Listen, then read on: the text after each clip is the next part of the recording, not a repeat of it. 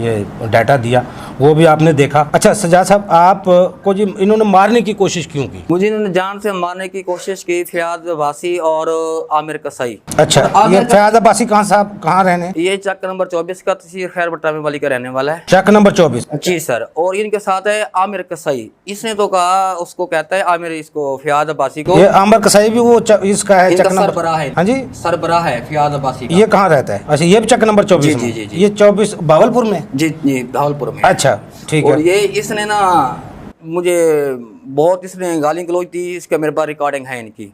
और ये अपने आप को बदमाश बोलता है। अच्छा, नहीं आप इनके जब आप इनका डाटा इकट्ठा कर रहे हैं तो उनको किस तरह मालूम हुआ ये हमारे खिलाफ वो चीजें डाटा इकट्ठा कर रहा है? वो मेरे पास जो चंद दोस्त थे ना, वो उनके साथ वो मिल गए, उन्होंने बताया इनके पास ये चीजें हैं। और मैंने उनको पता चला। आपके कौन कौन से दोस्त थे जो आपके साथ ये मिलके उनका आप डाटा इकट्ठा कर रहे थे? वो मेरे करीबी हैं, बस उनका मैं कहना नहीं चाहता हूँ। अच्छा, दुश्मनी बन जाएगी उनके साथ। अच्छा, उनके आप वो भी मुतासरा थे उनसे, उनके साथ भी फ्रॉड धोखा हुआ था? जी, उनके साथ भी धोखा हुआ था, फ्रॉड भी हुआ था। और चंद दोस्त ऐसे थे जो उन्होंने मेरे से मिलकर उनके साथ इस गैंग को, जो हमने काफी अरसे से काम कर रहे हैं, 1.5-2 साल में इसको जाके इसको कामयाब किया है। अच्छा, इसका फ्रॉड करने का तरीका क्या क्या, किस किस तरीके से ये फ्रॉड करते हैं? ये फ्रॉड करते हैं ऑनलाइन। ये एक ना सादा टिकटॉक के ऊपर, फेसबुक के ऊपर ये ऐड चलाती हैं, जो कि ये आपकी चीज है, नॉन कस्टमर बन के ये मोबाइल वगैरह हो गया, लैपटॉप वगैरह, कोई भी चीज ये ऑनलाइन उनको ये सेल करते हैं। उसका आईडी कार्ड ले लेते हैं, कहते हैं भाई आपका जो है ना खाने काबे की कस्में उठाते हैं।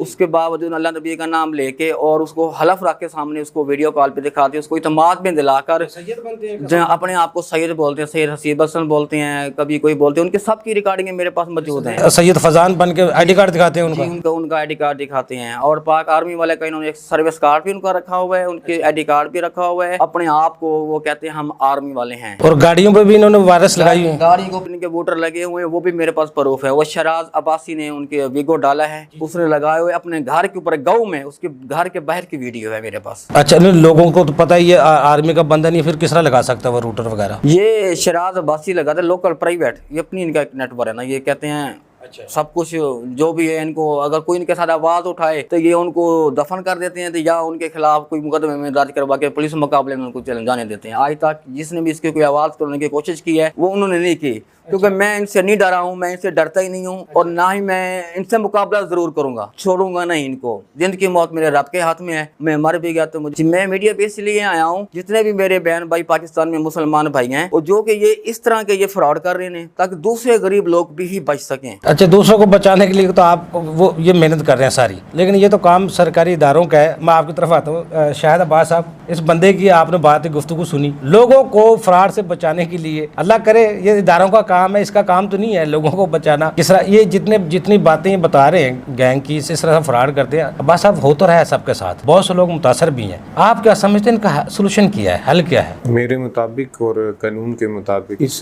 चीज़ को अवेयरनेस के तौर पे लोगों को डिलीवर करना चाहिए। जिस तरह आपकी जो मुहिम चलती है वज़ीर आला पंजाब या चीफ सेक्रेटरी की, उसके लिए उनका मीडिया जो है काम करता है, और जना अवेयरनेस के लिए फ्लैक्सें दी जाती हैं, रोडों पे साइन बोर्ड लिए जाते हैं, वॉल चॉकिंग की जाती है, ऐड टीवी पे चलाए जाते हैं, ताकि जैसे पोलियो की मुहिम देख लें आप, जैसे ही स्टार्ट होती है तो सबसे पहले जनाब वो 2 ड्रॉप डीसी साहब या वज़ीर आला साहब वो जैसे ही देते हैं तो वो जनाब मीडिया पे उसको लॉन्च। शाह साहब, अब देखें ना, किसी के साथ 10,000, अब मेरे एक दोस्त है, उनके साथ फ्रॉड हुआ, उसके दोस्त ने उसका दोस्त बन के उनसे कॉल की, मैं दूसरे मुल्क में आ गया हूँ, मुझे 2 साल हो गए, आपसे मुलाकात नहीं हुई, मैं आपको 2.5 लाख रुपए भेज रहा हूँ, तो ये मैं वापस आऊँगा तो आपसे ले लूँगा, आपका अकाउंट बताएं। अकाउंट देता है बंदा, उसको पैसे, वो मैसेज भेजते हैं आपके पैसे अकाउंट में आ गए।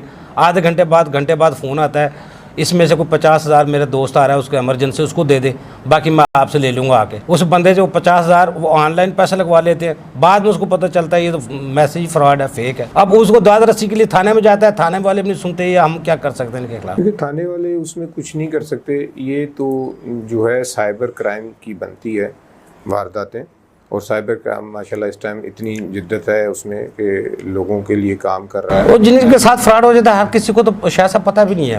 मैंने किस इदारे को खड़खड़ाना है, किसी दरवाजे पे जाना है, अपनी दाद रसी के लिए क्या करना है। मेरा जाती मुझे कई दफ़ा फ़ोन है, आपका बेटा हमने पकड़ा हुआ है, मुझे पता मेरे बच्चे पढ़ने के लिए जाते हैं, मैं जो फ़ोन करता हूँ बच्चों को पता करता हूँ, पता लगता है स्कूल में। उसमें देखें, सबसे पहले अवेयरनेस है, आपके पास मीडिया है, आपके पास आजकल मोबाइल है, मतलब उसके ऊपर अगर ये लोगों का इतना बड़ा नेटवर्क है आम बंदे का एक नेटवर्क बन सकता है। तो गवर्नमेंट का अदारा तो खुद से एक नेटवर्क है।